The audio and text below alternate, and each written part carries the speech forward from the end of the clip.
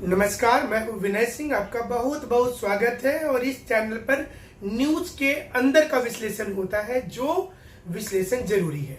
आज हम बात करेंगे, हेमंत सोरेन ने आज कई वीडियो रिपोस्ट किया और उनके जो अलग अलग समर्थक है उन्होंने कहा कि कृषि से लेकर शिक्षा तक में जबरदस्त लोगों में उत्साह है और यही तो हेमंत सोरेन की खासियत है।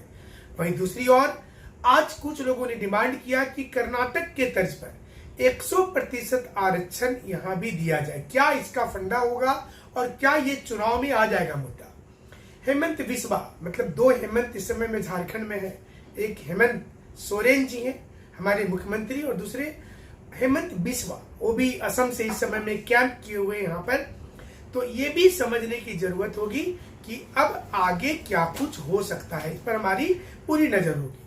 तो पहले आपको हम पूरी चीज बताएं, एक एक पल का घटनाक्रम दें और ये बताएं कि क्या आने वाले समय में एग्जाम वाला मुद्दा पीछे छूटता जा रहा है। जैसे जैसे चुनाव नजदीक आ रहा है, क्या वो ऐसे मुद्दे आ जा रहे हैं जिससे आपको लेना देना ही नहीं है। लेकिन हम आपको सारा विश्लेषण करेंगे। उसके पहले कि आगे बढ़े, हेमंत बिस्वा ने आज कहा कि अगर हेमंत सोरेन जी जेल गए तो थोड़े कोई क्रांति के लिए गए हैं, थोड़े कोई जेल गए तो कोई स्वतंत्रता सेनानी है क्या? क्या कहा सुनिए। आपने देखा होगा हेमंत सोरेन जी जेल में गया, कोई लोगों ने बोला हेमंत सोरेन जी जेल में गया, वो उनका सिंपैथी है।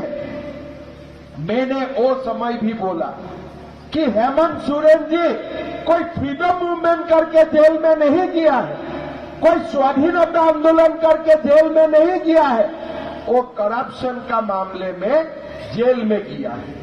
जेल से बाहर आया संपाई सोरेन जी, हो सकता है हमारा वो विरोध में है, हो सकता है वो हमारा पार्टी में नहीं है, लेकिन संपाई सोरेन जी ने एक सरकार चलाने का कोशिश किया।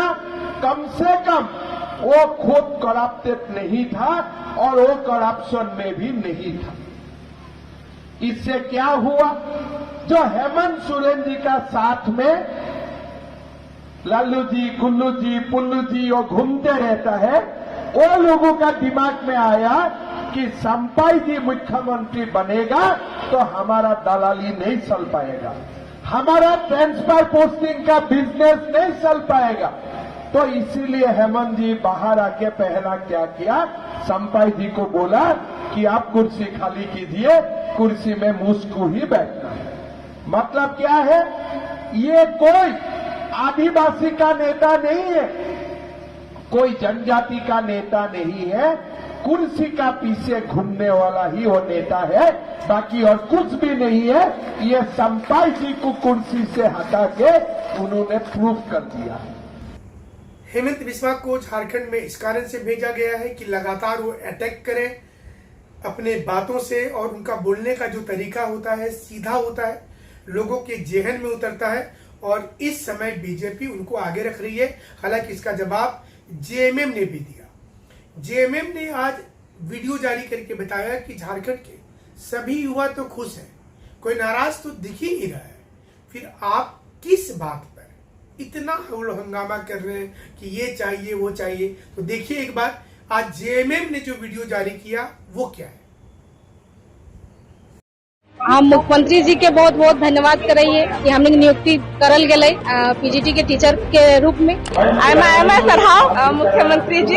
हेमंत सरकार का ये बहुत अच्छा था, सही टाइमिंग पे सब कुछ हो गया। मतलब बीएड जस्ट पास आउट हुआ, एग्जाम हुआ और अभी थैंकफुली हमें नियुक्ति भी मिल गई। मेरे पापा नहीं है, अपने पापा का सपना आज पूरा हुआ है। झारखंड सरकार को थैंक यू सर, बहुत बहुत ज्यादा खुश है और मुख्यमंत्री जी को धन्यवाद देते हैं। 2 साल के इंतजार के बाद आज हम लोग को नियुक्ति पत्र मिला है। इसके लिए हम लोग हेमंत सर को बहुत धन्यवाद देना चाहेंगे, जो आज हम लोग एक पीजीटी शिक्षक के रूप में हम लोग आज नियुक्त हो रहे हैं। हम लोगों के हाथों में नियुक्ति पत्र अब आ चुका है, हम लोग बहुत खुश हैं और धन्यवाद कहना चाहते हैं हमारे जो मुख्यमंत्री महोदय जो है ना हेमंत सोरेन, उनका धन्यवाद आभार व्यक्त करते हैं। मैडम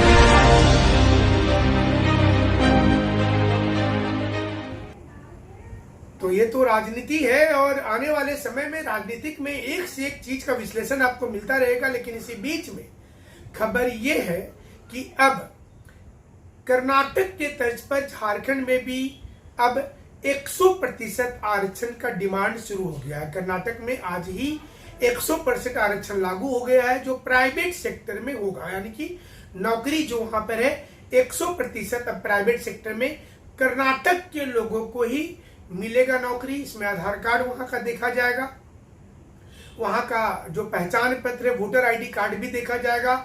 इससे झारखंड, बिहार और यूपी समेत दूसरे राज्य के लोगों को झटका लग जाएगा, क्योंकि बेंगलोर में और कर्नाटक के दूसरे बड़े शहर में इन दिनों तमाम कॉरपोरेट ऑफिस है।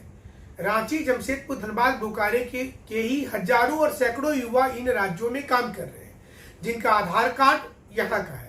ऐसे में उनकी नौकरी पर आफत आ जाएगी और उन्हें अपना राज्य वापस आना होगा।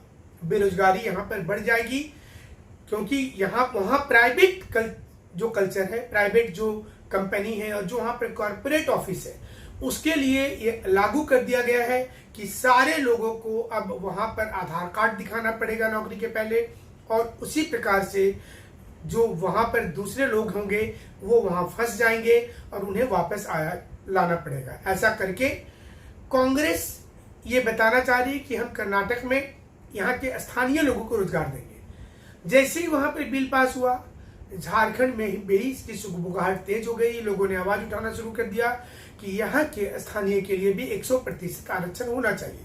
ये आरक्षण फिलहाल पब्लिक सेक्टर में नहीं मिल रहा, बल्कि प्राइवेट सेक्टर में देने की बात है। झारखंड में 75% नौकरी जो 25,000 रुपये से ज्यादा का है वो झारखंड के लोगों को देना होगा।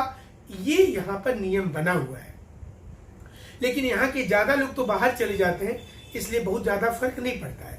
कर्नाटक में प्रॉब्लम यह है कि वो एक एजुकेशन हब भी है, कॉर्पोरेट हब है, आईटी सेक्टर का हब है, तो ज्यादा लोग वहां नौकरी करने जा रहे हैं। इसलिए वहां के लोगों की नौकरी बचाने के लिए सरकार के लिए ये जरूरी था करना। लेकिन झारखंड में बाहर से नौकरी करने वाले प्राइवेट सेक्टर में बहुत कम आते हैं, और ऐसे में यहाँ पर ये नियम कितना लागू हो पाएगा। दूसरा चीज है कि कर्नाटक का ये मुद्दा सुप्रीम कोर्ट में चला जाएगा, और क्या सुप्रीम कोर्ट इसे रोकेगी नहीं रोकेगी ये भविष्य में पता चलेगा।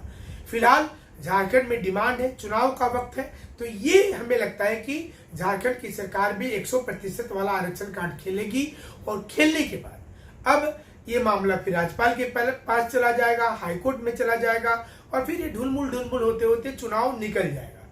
तो ये चुनाव के समय ऐसे मुद्दे बहुत सारे आते रहेंगे, बट आपको सिर्फ ये देखना है कि आपका जो एग्जाम वाला फार्मूला है वो क्या होगा।